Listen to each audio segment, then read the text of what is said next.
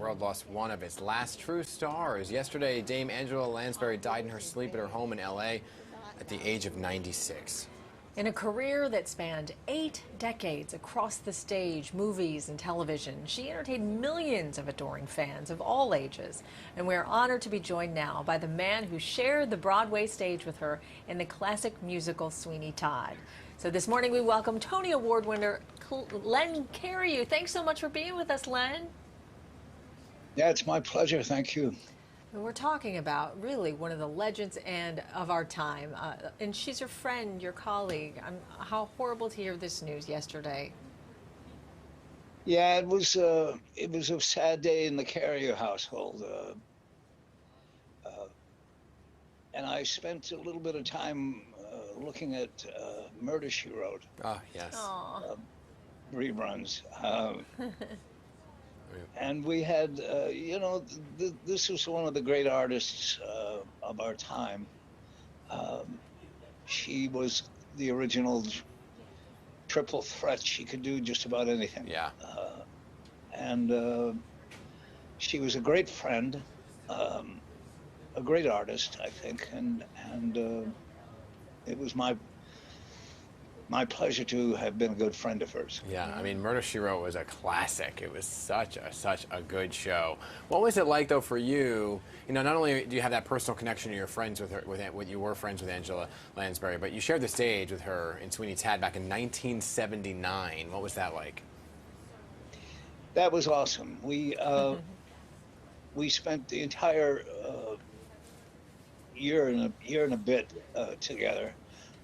Seeing one another every day, and it was just one of the great Memories, thrills of my life to have spent that time. We were very proud that we were so together. Yeah, of course. We had a. You probably had great chemistry. Yeah, it was. Yeah. Did you? Do you? What? Sorry. No, I was just going to ask you. Do you have any memories with her that you feel stand out more than any others? Well, I think primarily it was people used to say that they were at this performance. We had a mishap with the set. Oh no. Yeah, and it almost came down on our heads. Oh no.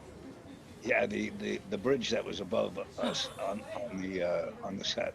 You know, you know what's amazing? You know, when you look at some actors and actresses, you know, their careers begin and then they end. But Angela Lansbury's began in the 1940s, right? She last performed, though, just 3 years ago on Broadway. We just played a clip of her singing. That was only from a few short years ago. She's a fan favorite. What do you think created such a longevity for someone like Angela Lansbury? Well, I think she was honest and just wanted everyone to know who she was. Mm-hmm. She brought great integrity to any character that she played. Yeah. And everybody can relate to that, I think, and did. You know, she started when she was a teenager, and it was amazing. She could sing, dance, make you laugh, make you cry. And scare the hell out of you. And I'm sure that went off stage too. What will be the thing you miss the most about her? I just think her lovely smile. Oh. She loved gardening, and she loved her cup of tea. And she would always say to me, okay, when we were in rehearsal or we come to a break and she'd say, time for a cuppa. Yeah. Time for a cuppa. Time for a cuppa. Coming from Mrs. Potts. Yeah. Which I think is great, is that, you know, people of all ages, for all those decades that she was such an amazing performer, that I'm a fan of hers. Yeah. Dan is a fan of hers. My children are a fan of hers from when she sang Beauty and the Beast as Mrs. Potts. But what a wonderful career. Yeah, sure. And she seemed like just an overall very kind individual.